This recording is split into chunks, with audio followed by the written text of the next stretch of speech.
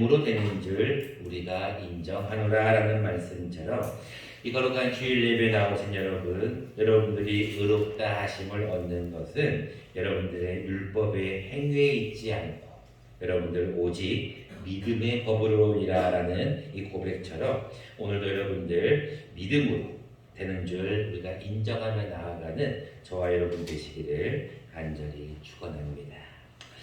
여러분들이 하나님 앞에 의롭다 하심을 얻는 것 참 어떻게 보면 우리에게 귀한 말씀이고 소중한 말씀입니다. 여러분들은 다 죄를 짓고 살아가기 때문에 내가 어떻게 의롭다 할 수가 있는가라고 하는데 오늘 본문 말씀 28절에 보니까 사람이 의롭다 하심을 얻는 것은 율법의 행위에 있지 않고 믿음으로 되는 줄 우리가 인정한다. 27절 말씀은 그런즉 오직 믿음의 법으로니라라고 분명히 못을 받고 있어요. 우리가 믿음의 법으로 나아가며 하나님이 우리를 의롭다 하신다라고 여러분들 믿음으로 나아가시기를 바랍니다. 오늘은 종교개혁 주일입니다. 지금으로부터 504년 전에 마틴 루터 중심으로 독일의 비텐베르크 대학교에 95개조 반박문이 붙음으로 말미암아 종교개혁이 시작이 됩니다. 1517년에 마틴 루터가 바라보는 그 당시의 어떤 종교, 그 당시의 어떤 신앙생활은 자신이 생각했던, 자신이 믿었던 그 신앙과는 너무나 다른 모습이었습니다. 여러 가지 구교, 카톨릭의 어떤 오래된 어떤 그 신앙적인 것들이 쌓이고 쌓이다 보니까 이것이 약간 퇴폐하기 시작합니다. 이것이 약간 고이기 시작하면서 타락의 길로 들어가게 됩니다. 대표적인 것이 우리가 타락하는 것의 가장 첫 번째 요소 중에 하나가 뭐냐면 우리가 지난주 말씀을 보았지만 말세에는 사람들이 자기를 사랑하고 그 다음에 돈을 사랑하게 되어 있어요. 그래서 여러분들 마지막 때가 되면 꼭 사람들이 물질 때문에 어려움을 겪게 돼요. 그 당시에도 이 구교, 천주교 쪽이 약간 물질 때문에 어려움을 겪습니다. 대표적인 경우가 성 베드로 성당이에요. 아마 가보신 분들은 아마 그 웅장함을 아마 이미 보셨을 것입니다. 이 성 베드로 성당이 그 당시에 정말로 어마어마하게 지었습니다. 지금도 가보면 그 성 베드로 성당이 어떻게 이렇게 잘 지었을까 할 정도로 그 당시의 기술로 너무나 호화찬란하게 지었습니다. 그러다 보니까 당연하게 돈이 들어가게 되겠죠. 그러니까 어떻게 했을까요? 사람들이 성직을 매매하기 시작합니다. 돈을 주고 어떤 신부의 자격을 얻게 되기도 하죠. 그리고 더 나아가서 그들에게는 이런 이야기까지 나아갑니다. 여러분들이 헌금함에 동전을 딱 떨어뜨리는 순간 그 동전이 닿는 소리와 함께 여러분들의 죄는 사해질 것입니다 라는 면죄부가 탄생하게 돼요. 사람들이 죄도 헌금을 많이 하면 죄가 사라지는구나 라고 하는 그 당시에 많은 신부들의 설교가 일어나게 됩니다. 쉽게 말하면 물질을 위해서 건축이라는 어떤 큰 목적을 위해서 가진 수단과 방법을 갖다가 붙이는 것이죠.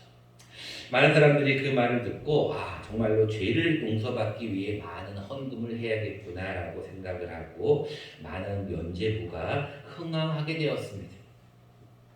이것을 바라본 마틴 루터는 어떻게 이것이 가능한가 가만히 보니까 그것이 그럴 수밖에 없는 것이 그 당시에 이 성경은 우리처럼 이렇게 다 볼 수 있는 것이 아니라 라틴어로 되어 있습니다. 그러니까 독일 사람들이 볼 때 독일어 성경이 없다 보니까 성경을 잘 몰라요. 신부님들이 말하는 것이 그 성경인 줄 알았단 말이에요. 그래서 마틴 루터가 그의 어떤 신앙을 동원해서 독일어로 성경을 번역을 합니다. 이 독일어로 성경된 번역이 이제 출판업과 함께 인쇄업과 더불어 퍼지면서 종교개혁의 불이 퍼지게 됩니다. 마틴 루터의 주장은 간단합니다. 오직 성경으로 돌아가자는 것이었어요. 그리고 더 나아가서 오직 은혜로 나아가자. 오직 예수로 나아가자. 오직 하나님께 영광으로 나아가자. 그리고 한 가지가 더 있는데 그가 오직 외쳤던 것은 오직 믿음으로 나아가자. 이 마틴 루터의 종교개혁의 5대 강령입니다. 오직 믿음, 오직 성경, 오직 은혜, 오직 예수, 오직 하나님께 영광이라는 5대 슬로건을 걸고 종교개혁이 일어나게 돼요. 자, 우리가 이 날이 바로 10월 31일입니다.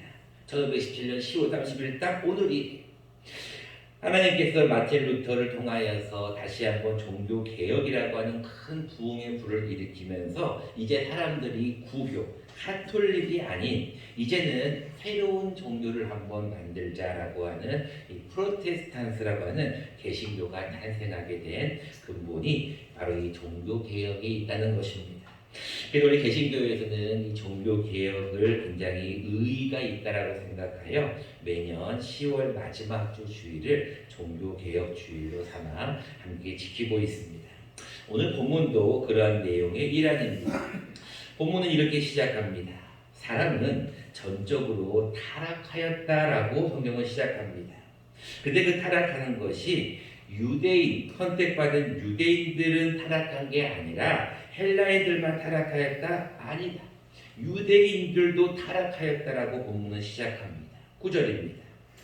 그러면 어떠하냐? 우리는 나으냐?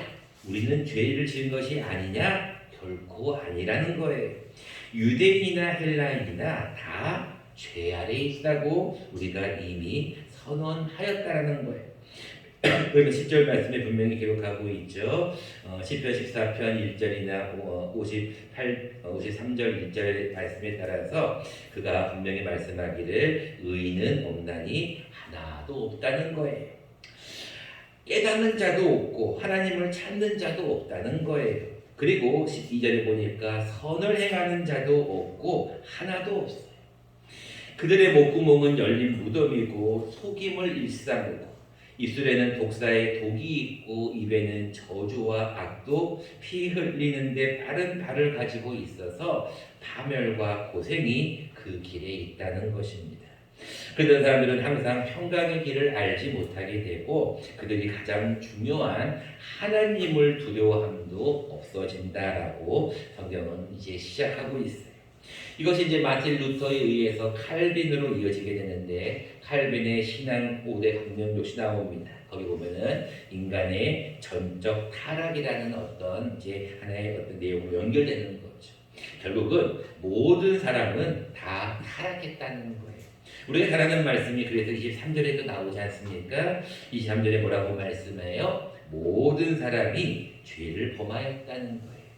여러분이 잘 아는 말씀입니다. 죄의 삭은 사망이에요. 그래서 여러분들 모든 사람이 죄를 범하였기 때문에 하나님의 영광에 이르지 못하였다라고 성경이 기록합니다. 자, 그런데 중요한 것은 우리가 하나님 앞에 다 죄를 지었고 여러 가지 정죄를 받고 우리가 다 죄인이라고 기록하고 있는데 어떻게 사람이 의롭게 될 수가 있냐는 거예요. 그래서 성경 말씀에는 21절에 새로운 말씀을 우리에게 주고 있습니다. 이제는 율법 외에 하나님의 한 의가 나타났다. 그것이 무엇이냐면 율법과 선지자들에게 증거를 받은 것이. 여러분 율법이 무엇인가요? 이것은 죄야, 이것은 죄가 아니야 라고 얘기하는 어떤 그 율법이에요. 율법으로 죄를 깨닫게 되는 거예요. 그러다 보니까 율법에 따라서 사람이 의롭게 될 수 있는 사람이 아무도 없는 거예요. 그런데 율법 외에 하나님의 한 의가 나타났다는 거예요. 그것이 21절 말씀에 나와 있는 하나님의 한 의가 무엇이냐?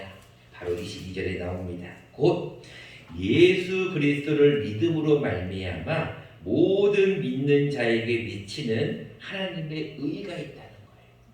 다시 말합니다. 이제는 죄를 가지고 있는 모든 사람들에게 율법으로 말미암아 죄를 깨닫게 되었고 율법으로 말미암아 우리는 다 죄인이라는 것을 아는 우리에게 이제는 율법 외에 하나님의 한 의가 나타나서 이 의로 말미암아 모든 믿는 자에게 새로운 변화가 일어난다는 거예요. 자, 그 변화가 무엇인가요? 이 하나님의 의가 무엇인가요? 바로 24절부터 하나님의 의가 나옵니다. 그리스도 예수 안에 있는 속량으로 말미암아 하나님의 은혜로 값없이 의롭다 하심을 얻은 자 되었느니라. 여러분들 이 말씀이 얼마나 여러분들에게 큰 은혜가 되는지 몰라요. 여러분들 말씀을 잘 보셔야 돼요. 마지막 끝에 보면은 24절에 의롭다 하심을 얻은 자 되었느니라. 되느니가 아니라 될 것이니가 아니라 이미 되었다는 거예요. 여러분들이 하나님 앞에 나아오며 하나님의 의가 있는데 하나님의 의가 무엇이냐면 그리스도 예수 안에 있는 속량으로 말미암아 하나님의 은혜로 값없이 의롭다 하심을 얻은 자가 되었다는 거예요. 여러분들이 이 사실이 얼마나 큰 은혜고 사실 이 말씀이 없다면 우리는 여전히 죄 가운데 있을 수밖에 없다는 것입니다. 그렇다면 우리가 오늘 종교개혁주의를 맞이하여서 하나님의 의로 말미암아 우리가 의롭다 하심을 얻으려면 우리는 무엇을 가지고 있어야 할 것인가? 우리는 무엇을 소유해야 할 것인가를 한번 생각해 보려고 합니다. 첫 번째입니다. 우리에게는 이 하나님의 의롭다 하심을 얻기 위해서 믿음의 법을 가지고 있어야 돼요. 여러분 율법이라는 게 있고 믿음의 법이라는 게 또 하나 있어요. 27절과 28절 말씀입니다. 그런즉 자랑할 때가 어디냐? 있을 수가 없느니라. 무슨 법으로냐? 행위로냐? 아니라 오직 무슨 법이라고요? 믿음의 법이라. 여러분 이 믿음의 법이 어떤 말씀 28절에 조금 더 자세하게 기록합니다. 그러므로 사람이 의롭다 하심을 얻은 것은 율법의 행위에 있지 않고 믿음으로 되는 줄 우리가 인정한다는 거예요. 여러분들 하나님 앞에 여러분들 나왔어요. 너무나 감사하죠. 근데 여러분들 하나님 앞에 나오면 구원 받습니까? 여러분 교회 나오면 구원 받아요? 그 당시에 이 구교 가톨릭을 믿는 많은 신부들이 이렇게 얘기했어요. 여러분들이 교회에 나와서 헌금을 하면 구원을 받는다. 헌금을 많이 하면 죄까지도 용서받는다는 거예요. 그 얘기를 들은 사람들은 그게 맞는 줄 알았단 말이에요. 근데 성경을 알지 못하는 그들이 이것을 알았다면 얼마나 감사하겠어요. 여러분들이 율법의 행위로 말미암아 의롭게 되는 게 아니에요. 여러분들이 하나님 앞에 의롭게 되는 것은 무엇으로? 오직 믿음의 법이에요. 그래서 여러분들 하나님 앞에 나올 때는 내가 믿습니다. 내가 하나님을 믿습니다. 내가 예수님을 믿습니다. 내가 성령님을 믿습니다. 라고 고백하는 것. 그러니까 여러분들 지난주까지 계속 말씀을 들었던 그냥 믿는 것이 아니라 확신을 하는 거예요. 확실하게 믿는 거예요. 여러분 5가지 확신을 기억하시잖아요. 여러분들 결국은 우리가 첫 번째로 했던 구원의 확신이 뭐였어요? 너희가 그 은혜를 인하여 믿음으로 말미암아 구원을 얻다는 거예요. 믿음이에요. 오직 믿음으로 나아가야 우리가 하나님 앞에 의롭게 되는 거예요. 대표적인 경우로 예수님은 다음과 같은 예화를 듭니다. 누가복음 18장의 예화입니다. 조금 여러분들이 찾아보기 힘들 것 같아서 자막을 준비했습니다. 자막을 보고 같이 한번 천천히 한번 읽어보겠습니다. 시작. 또 자기를 의롭다고 믿고 다른 사람을 멸시하는 자들에게 이 비유로 말씀하시되 두 사람이 기도하러 성전에 올라가니 하나는 바리새인이요 하나는 세리라. 여러분 그 이후의 말씀은 집에 가서 한번 읽어보시는데 내용이 이렇습니다. 바리새인의 기도 내용입니다. 하나님, 나는 다른 사람들과 같이 토색도 하지 아니하고 불의도 하지 아니하고 간음도 하지 아니하고 저 세리와도 같지 않습니다. 내가 일주일에 2번씩 금식기도 합니다. 내가 소득의 10의 1조를 하나님 앞에 드립니다. 그는 감히 하나님 앞에 당당하게 기도를 하고 나아갑니다. 세리는 어떻게 합니까? 감히 고개를 들지 못해요. 그의 머리를 숙입니다. 그러고 나서 나를 불쌍히 여겨달라고 기도해요. 근데 예수님께서 누구를 의롭다고 여겼어요? 오늘 본문 여기 18장 1절에 뭐라고 말씀하고 있어요? 또 자기를 의롭다고 믿는 사람이 한 명이 있어요. 그 사람이 누구냐면 바리새인이 나는 의롭다는 거예요. 왜? 나는 토색도 하지 않고 불의도 하지 않고 간음도 하지 않고 저 죄인인 세리와도 같이 행동하지 않았고 하나님 앞에 금식기도도 하고 10의 1조도 드렸으니까 나는 이 행위로 의로워진다라고 생각하는 거예요. 근데 예수님이 뭐라고 말씀한지 아세요? 바리새인이 의롭다고 하지 않아요. 아시겠지만 세리가 의롭다라고 예수님이 기록하고 있어요. 그것은 무엇을 말합니까? 우리가 하나님 앞에 나아가는 것은요, 우리가 의롭다고 인정을 받는 것은 행위에 있지 않아요. 그런데 많은 사람들이 신앙생활을 오래 하시는 분들이 이런 착각에 빠집니다. 주일날 교회에 빠지면 큰일 나는 줄 알아요. 근데 사실은 큰일 납니다. 주일 성수를 안 하면은 하나님께서 가만히 놔두지 않기 때문에 그래요. 그런데 주일 성수가 꼭 필요해요. 그럼에도 불구하고 주일 성수하는 자들이 저 사람은 어떻게 교회도 안 나와? 믿음에 대한 사람이라고 집사라고 직분을 받았다고 하는 자가 왜 교회도 안 나와라고 정죄하면서 다른 사람을 비판하게 되면 그것은 옳지 않다는 거예요. 여러분, 교회에서 봉사하는 것 너무나 소중합니다. 교회를 위해서 여러분 충성하는 것 너무나 소중합니다. 여러분 주님 앞에 나와 헌금하는 거 10의 1조 하지 않는 사람에게 이 도둑놈아, 성경이 분명히 기록하고 있잖아요. 그럼에도 불구하고 10의 1조나 봉사나 하나님 앞에 기도하는 거, 새벽 예배 나오는 거 모든 행위를 포함합니다. 필요해요. 해야 됩니다. 그럼에도 불구하고 우리가 그것을 한다고 하여서 의로워지는 게 아니에요. 이거 여러분 착각하면 안 돼요. 여러분들이 그 행위로 말미암아 의롭게 되면 하나님 앞에 율법의 행위로 말미암아 구원을 받는 것과 똑같이 되는 거예요. 우리가 의롭다는 것은 그런 행위가 아니라 믿음이라는 거예요. 대표적인 경우가 아브라함이죠. 아브라함이 하나님을 믿음에 하나님께서 그를 의로 여기셨다고 그랬어요. 이 아브라함의 행위가 아니에요. 노아의 어떤 구원의 방주, 그게 중요한 게 아니라 행위가 아니라 더 중요한 것은 믿음이에요. 여러분들이 주님 앞에 나올 때 하나님, 내가 주의를 꼭 지켜야 됩니다. 행위가 필요하죠. 근데 더 중요한 것은 내 마음속에 있는 믿음이 있냐는 거예요. 오직 믿음이 있는 자가 믿음으로 말미암아 승리할 수 있는 거예요. 여러분들, 하나님의 의를 인정받는 것, 의롭다 하심을 받는 것은 우리의 믿음이라는 것을 꼭 기억하시기 바랍니다. 두 번째입니다. 우리가 의롭다 하심을 얻기 위해서는 우리의 믿음의 법과 더불어서 이 믿음의 법이 도대체 어떻게 생기는 것인가? 값없이 믿음으로 되었다. 다시 말하면 값없이 얻었다는 것을 여러분들이 다시 한번 기억하셔야 돼요. 24절 말씀입니다. 그리스도 예수 안에 있는 속량으로 말미암아 하나님의 은혜로 값없이 의롭다 하심을 얻은 자 되었다. 여러분들이 믿음의 법이라 그러니까 또 이제 많은 사람들이 그래, 나는 믿음이 있어야 돼, 나는 확신이 있어야 돼, 나는 어떤 거든지 믿음으로 나아갈 거야. 그래서 이 믿음 자체를 또 우선화하는 거예요. 여러분, 믿음도요, 여러분들이 내가 믿고 싶어서 믿어지는 게 아니에요. 하나님께서 그냥 값없이 주시는 거예요. 다시 한번 말씀합니다. 너희가 그 은혜를 인하여 믿음으로 말미암아 구원을 얻었는데 이것이 너희에게서 난 것이 아니요 하나님이 뭐라고 말씀하셔요? 선물이라고 말씀하셔요. 에베소서 2장 8절 말씀을 가서 집에 가서 읽으세요. 너희가 그 은혜를 인하여 믿음으로 말미암아 구원을 얻었는데 이것이 너희에게서 난 것이 아니요 하나님의 선물이에요. 여러분, 선물은 누구 마음이에요? 주는 사람 마음이잖아요. 결국은 무슨 얘기입니까? 행위에서 난 것이 아니니 이는 누구든지 자랑하지 못해요. 많은 분들이 이렇게도 얘기합니다. 나는 믿음으로 구원받았어. 나는 천국 갈 수 있어. 아유, 저 사람은 천국도 못 갈 거야 라고 하면서 믿지 않는 사람들에 대해서 정죄하는 부분이 나올 수 있다는 거예요.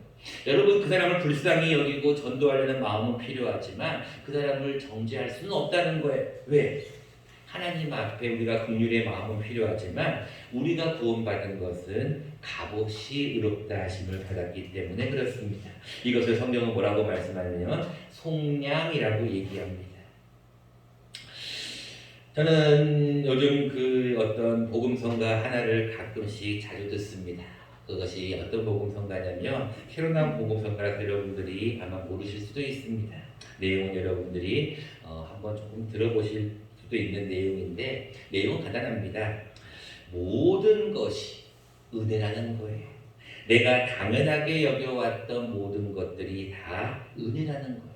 여러분들이 주님 앞에 나와서 하루 시작하고 하루 잠을 자기까지 하루를 지내는 것도 은혜예요.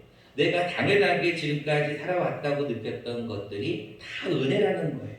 근데 이걸 어떻게 하느냐? 꼭 지나고 나서 무슨 문제가 터지고 나면 그때서야 사람은 안다는 거예요. 근데 여러분 가만히 생각해 보세요. 우리가 무슨 문제가 아무 문제가 없고 평안할 그때가 사실 가장 큰 은혜잖아요. 하나님이 그때 우리에게 함께 하시는 거잖아요. 근데 하나님께서 우리에게 값없이 주시는 게 있어요. 그것이 뭔지 아세요? 바로 생명수 샘물이에요. 이제 수요일날 이어서 또 말씀을 나누겠지만 여러분 하나님은 우리에게 생명수 샘물을 값없이 주셔요. 너무나 목마를 때 물 한 모금 마시는 거 얼마나 소중해요. 근데 그 물을 돈을 받고 하는 것이 아니라 값없이 주신대요. 돈 없는 자도 나오라, 아무나 나오라고 말씀하고 있잖아요, 이사야에서. 근데 이사야와 더불어서 요한계시록 21장에 또 이렇게 말씀하셔요. 자막을 보면서 같이 한번 읽어보겠습니다.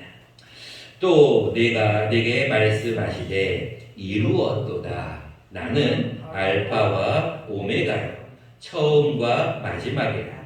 내가 생명수 샘물을 목마른 자에게 값없이 주리니. 여러분 정말로 목이 마를 때 정말로 갈증이 나서 죽을 것 같을 때 물 한 모금 마시는 것은 정말로 생명이에요. 그 생명수 샘물을 어떤 자에게 주신다고요? 목마른 자에게 주신대요. 여러분 목마른 자에게 주신데 어떻게 주신다고요? 그냥 값없이 주신다는 거예요.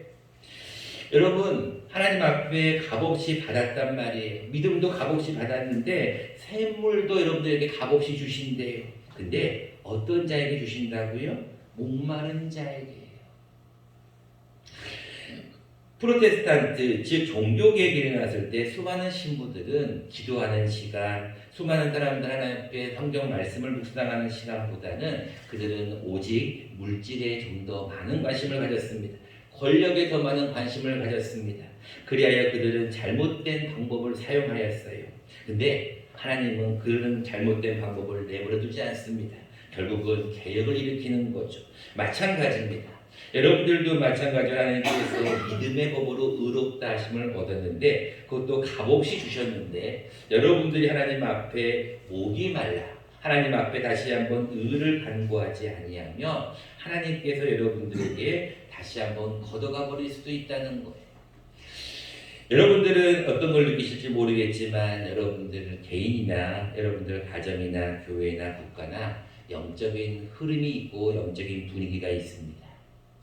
여러분 모든 것은 다 마찬가지입니다.